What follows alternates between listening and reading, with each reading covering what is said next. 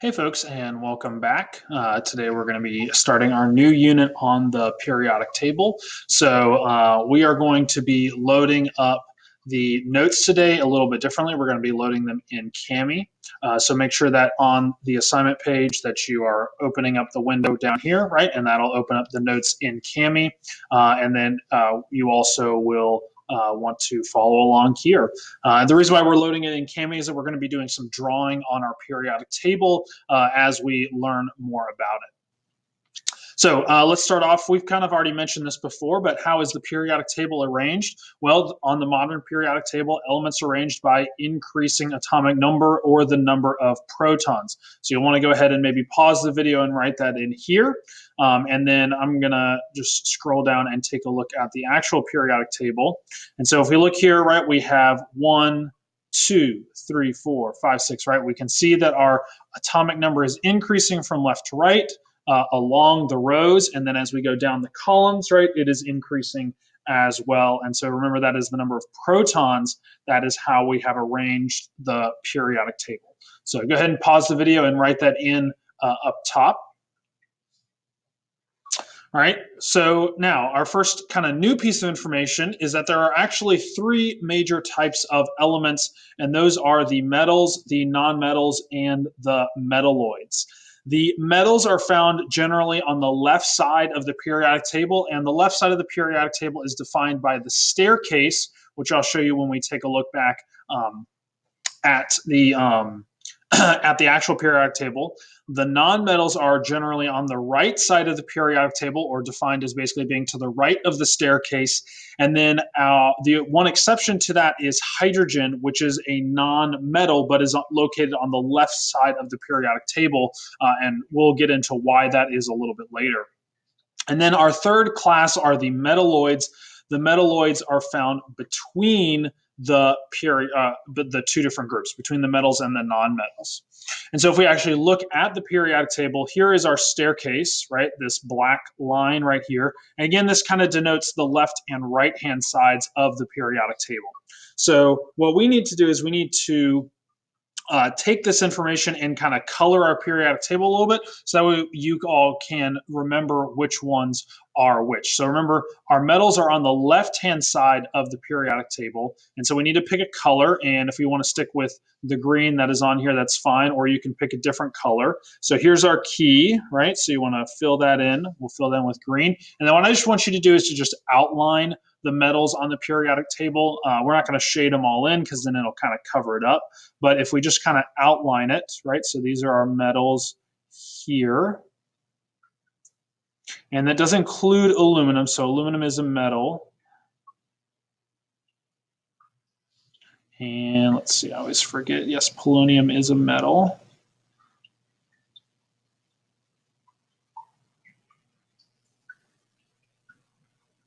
Oh, the line went a little crazy there at the end. That's okay.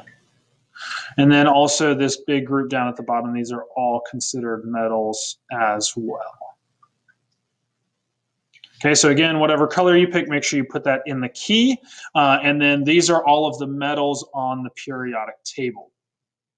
Now, let's go ahead and do our non-metals, right? Remember, non-metals are to the right-hand side of the screen. It doesn't look like, do we get more colors? Yes, so an orange here. So hydrogen, remember, is a, oops, we didn't switch it over. Remember that hydrogen is a non-metal, all right? And then, let's see, not boron. Boron is a metalloid, but all of these over here.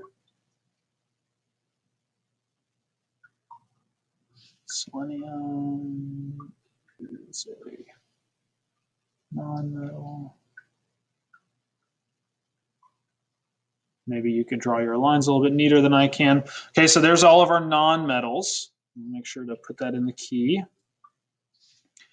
And then our metalloids are kind of the, we'll just use blue, right? And those are the ones that are right here, kind of in between. Notice that they all are generally touching that staircase.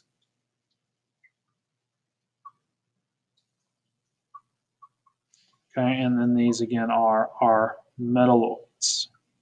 Okay, so This is going to become very important as we go along. You need to be able to identify an element as either being a metal, a non-metal, or a metalloid.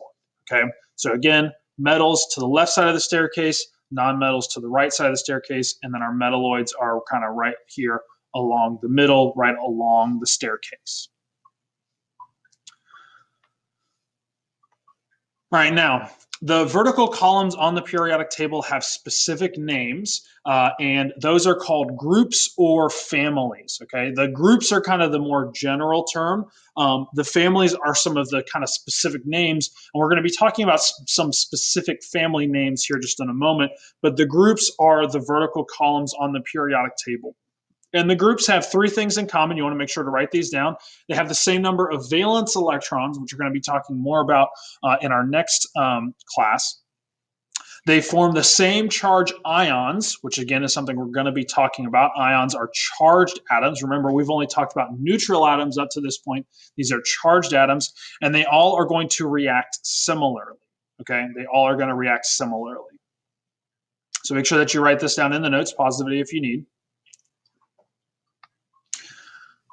And a quick note on the numbers of the groups, right? Groups are either numbered 1 through 18, so there are 18 columns on the periodic table, or they are separated into the A and B groups. The A and B groups are noted with the Roman numerals, and most of the rules that we learn only apply to the A elements. The B elements have various different rules, which are the reasons why we split them up. So if you take a look here, groups 1, 2, and then you jump 13, 14, 15, 16, 17, and 18, these are all the A group elements, okay? You can see that here, right? And notice the Roman numerals, right? I stands for 1, so this is 1A. With 2 I's, that is 2A. 3 I's is 3A. IV, the V represents 5. Because the I is to the left of the V, you subtract 1, which is how you get 4. Then you have V, which is 5. V plus 1 gives you 6A, V plus 2, 7A, V plus 3 equals 8A, okay? So again, a lot of what we're going to be talking about, the rules all apply to the A group elements. The B group elements have different sets of rules, and in fact, they don't really have common rules, and so that's why they're kind of separate from the other ones. And again, we can see that on our periodic table here, right? I just stole that straight from there. So again, the rows on the periodic table are called groups or families. I'm sorry, the columns. The horizontal rows on the periodic table are called periods. Okay, so the periods, there are 7 of them. And what we want to go ahead and do is you'll notice that our periodic table does not have those labeled. So let's go ahead and make sure we label the periods. Okay, so this is 1, 2, 3, 4. Actually, let me see if I can use my eraser real quick. Now that kind of took away too much. So that just chug right along. 4, 5, 6, and 7. And one thing to note is that these elements down here, right, 58 would go right behind 57. This line right here should really be inserted right here. Okay, but because if we did that, the periodic table would be too wide. It wouldn't actually fit. They don't do that. So they just kind of drop it down below, which is fine. And then what I would do is I would label on here, I would label that these are your periods. And then I would label that these numbers up top, right, these columns, these are your groups. However you would like to, wherever you want to write that. That's actually probably not the best spot. We'll maybe put it over here. These are our groups. Okay, so the groups go up and down, the periods go across. And those are the rows. Now, elements in the same period have the same number of electron energy levels or energy shells. So period 1 has 1 energy shell, period 2 has 2 energy shells, 3, so on and so forth. And remember, we took a look at those last year when we were talking about the Bohr model. Now, what is the name that is given to group 1A? Okay, so these are where we start getting into some of our specific names. Okay, group 1A are the alkali metals, all right? These are all found in the first group. They all have a single valence electron, okay? So they all have 1 valence electron. They are all extremely reactive. They love to react to things. And their reactivity is going to increase down the group, Okay, so what I want you to do is just, again, write all this stuff down in the notes. We're going to talk about some of this other stuff a little bit more in our next class period. But what I do want to make sure that we do is that we go ahead and write in the name here, okay? So we want to make sure that we go ahead and write in the name. So these are the alkali metals. Okay, now, because these are metals, right? Remember, we said that hydrogen was a non-metal. Hydrogen is not included in this group, okay? It's the one exception to these rules, right? Because hydrogen is located right here, it is technically not a part of the alkali metals, even though it does share the same property of having a single valence electron, being very reactive, all those kinds of things. And that's the reason why they put it here, is that it has a lot of things in common with the alkali metals, but again, because it's a non-metal, it does not go in that group.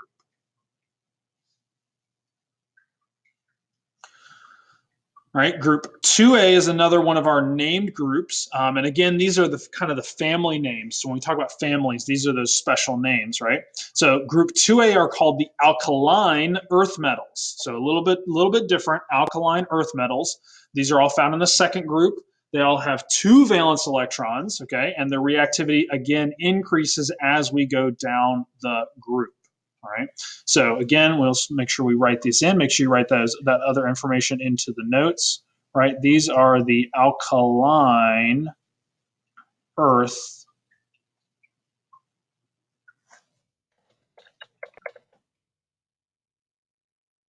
metals.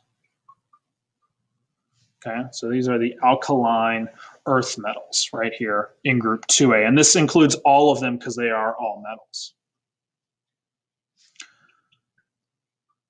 All right, our next group that is named is group 7A, so we jump all the way across to the other end of the periodic table, and these are called the halogens. These are groups 17 or group 7A. These are highly reactive nonmetals, so kind of similar to the alkali metals. These are very reactive. They all have 7 valence electrons, all right, and the reactivity is going to increase up the group. So these are nonmetals, right? They react kind of the opposite, where they're all very reactive, but again, reactivity increases up the group, whereas for the metals, the reactivity increased as you went down the group. So again, same thing, make sure you write that information down in your in the notes section, and then make sure you come back here and you label this the halogens. Okay, so those are the halogens. And then our last named group, our last family we need to talk about, are the noble gases, okay? The noble gases, these are gases that you're using when we played the PSYOPs game at the beginning of the year, right? These are the gases that are in group 18 or group 8A.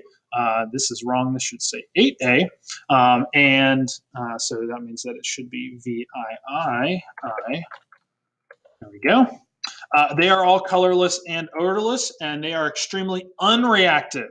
Okay, they do not want to react with anything, and that is because they have complete outer energy shells. We're going to talk more about that in our next unit, okay?